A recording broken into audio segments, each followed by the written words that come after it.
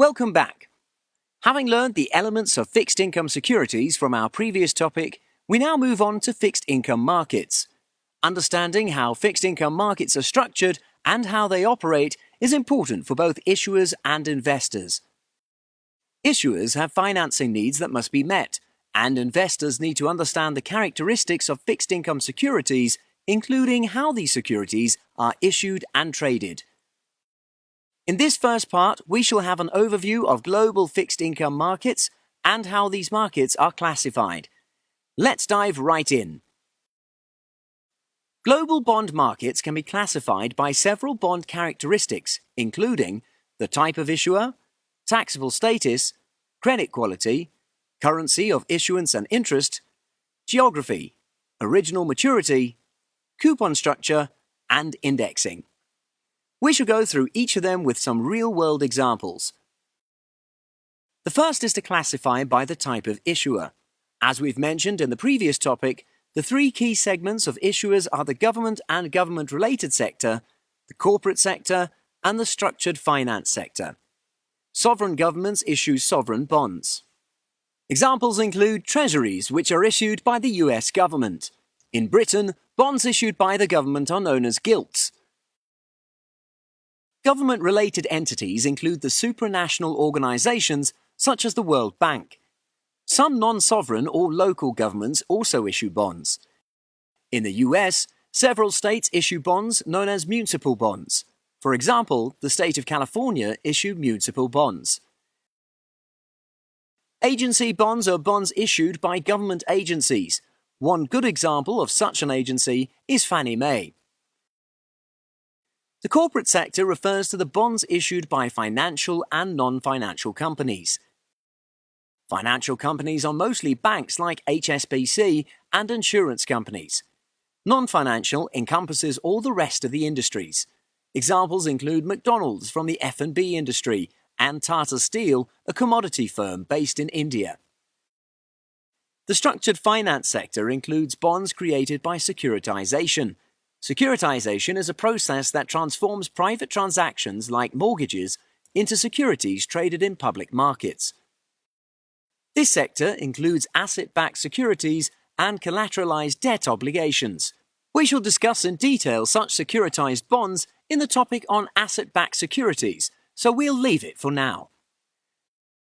Another way to classify bonds is by their taxable status. In various countries, some issuers may issue bonds that are exempt from income taxes. One good example is some of the municipal bonds issued by state governments in the US. Such tax-exempt bonds are usually sold with lower yields than taxable bonds of similar risk and maturity.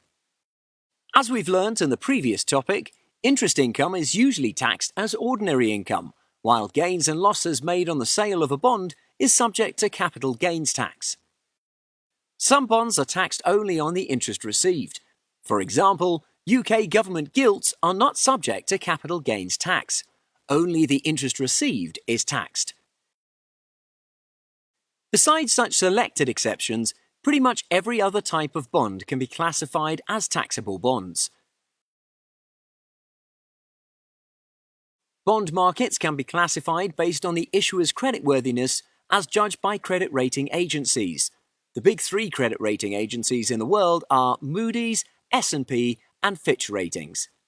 Ratings of BBB- or above by S&P and Fitch are considered investment grade. The equivalent grade for Moody's is Baa3. In contrast, ratings below these levels are referred to as non-investment grade, high yield, or junk. This is an important distinction because some institutions are prohibited from investing in non-investment grade bonds.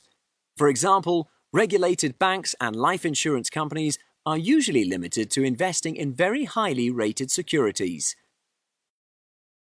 These are the credit ratings by Moody's for some of the entities that we have mentioned as of July 2018. Only Tata Steel with a rating of Ba3 is considered non-investment grade. An important point to note is that credit ratings are not static. They're based on the issuer's creditworthiness at the point when the rating was issued. So what you see here are the latest ratings by Moody's when this lesson was prepared. They are by no means current and may have changed by the time you watch this video. One critical way to distinguish among fixed income securities is by currency denomination. The majority of international bonds are denominated in euros, followed by US dollars and the rest of the currencies. To tap into the larger international market of investors, it's not uncommon for corporate issuers to issue bonds in currencies outside of their home country. For example, McDonald's has in the past issued bonds in US dollars, euros, pound, and Japanese yen. Likewise, HSBC's bonds are mainly in euros and US dollars. Tata Steel has issued bonds in US dollars as well. The currency denomination of a bond influences which country's interest rates affect its price. For example, HSBC's euro-denominated bond may have a different yield from its US dollar bonds, even though they are issued by the same entity. This is because the euro bond is influenced by interest rates in the eurozone, while the US dollar bond is driven by US interest rates. Another closely related distinguishing characteristic is geography. In the previous topic, we've discussed the distinction between the domestic bond, foreign bond, and Eurobond markets. From our list, all the government or government-related bonds and McDonald's US dollar bonds can be classified as a domestic bond in the US market. The rest of the corporate bonds can either be a foreign bond or issued in the Eurobond market. To reiterate, the Eurobond market is not related to the Eurozone market. It's outside the jurisdiction of any country. There is less regulatory and tax constraints than the domestic and foreign bond markets.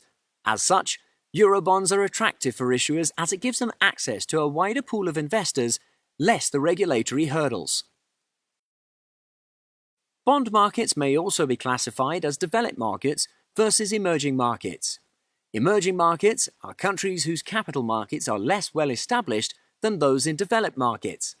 As such, the bonds are typically viewed as riskier than developed market bonds, and therefore have higher yields. Fixed income securities can also be classified by the original maturity of the bonds when they're issued. Original maturity is the stated tenor of the bond at issuance.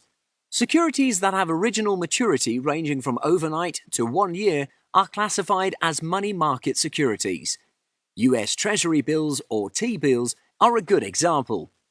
The corporate sector also issues fixed income securities with short maturities. Examples include commercial paper and negotiable certificates of deposit, which are commonly issued by banks. Certificates of deposit tend to have maturities shorter than 1 year and pay interest at maturity. However, the tenor can be longer than that depending on what is negotiated. All these will be discussed further in a later lesson. Securities that are issued with an original maturity longer than 1 year are known as capital market securities. For US Treasuries, securities with original maturities between 1 to 10 years are known as T-notes, and those that are above 10 years are known as T-bonds. Corporations issue debt securities called medium-term notes. However, don't be fooled by the name. Their original maturities can range from 9 months to periods as long as 100 years. Next, we discuss classification by coupon structure. More specifically, we refer to fixed rate versus floating rate bonds. We're familiar with fixed rate bonds. They're very common because most issuers prefer to pay a fixed rate as it allows them to project future cash flows regardless of changes in interest rates. Some lenders, however, may prefer to pay floating rate. The demand can come from lenders that expect interest rates to rise in the near future. Banks can also be a source of demand for floating rate bonds. Most banks have liabilities that are floating rate in nature. Interest rate risk for a bank is the risk of a rise in interest rates that significantly impacts its interest payments on its liabilities. To limit the risk, banks often prefer to make floating rate loans and invest in floating rate bonds, such that their interest income will rise in tandem with any rise in the prevailing interest rates. On the supply side, issuance of floating rate debt can come from corporate borrowers who view them as a lower cost alternative to bank lines of credit. Corporates that expect interest rates to fall may also choose to issue floating rate debt. So, for instance, if HSBC expects interest rates to fall, it may issue floating rate debt to benefit from lower interest payments in the future. Some governments issue floating rate debt as well. For instance, the US Treasury began issuing floating rate notes in January 2014. We've learned earlier that the floating rate to be determined for each period is the reference rate plus the spread.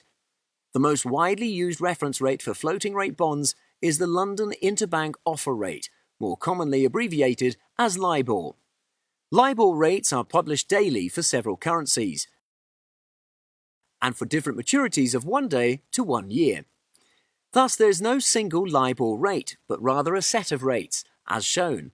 So, for example, this rate shown is the 180-day US dollar LIBOR rate. The rates are based on the rates for unsecured loans from one bank to another in the interbank money market. An average is calculated from a survey of 18 banks' expected borrowing rates in the interbank market after excluding the highest and lowest quotes. For floating rate bonds, the reference rate must match the frequency with which the coupon rate on the bond is reset. For example, a US dollar denominated floating rate note issued by HSBC with a coupon rate that is reset twice each year should use the 180-day US dollar LIBOR. If the spread required of HSBC is 2%, then the coupon rate should be quoted as 180-day US dollar LIBOR plus 2%. The last classification system that we shall discuss is that of classification by indexing. As discussed in the previous topic, the cash flows on some bonds are based on an index. Bonds with cash flows determined by inflation rates are referred to as inflation-linked bonds. Inflation-linked bonds are issued primarily by governments. One good example is the Treasury Inflation Protected Securities, abbreviated as TIPS. To recap, TIPS take on a capital index structure where the coupon rate remains constant and the principal value of the bonds is increased by the rate of inflation based on the Consumer Price Index.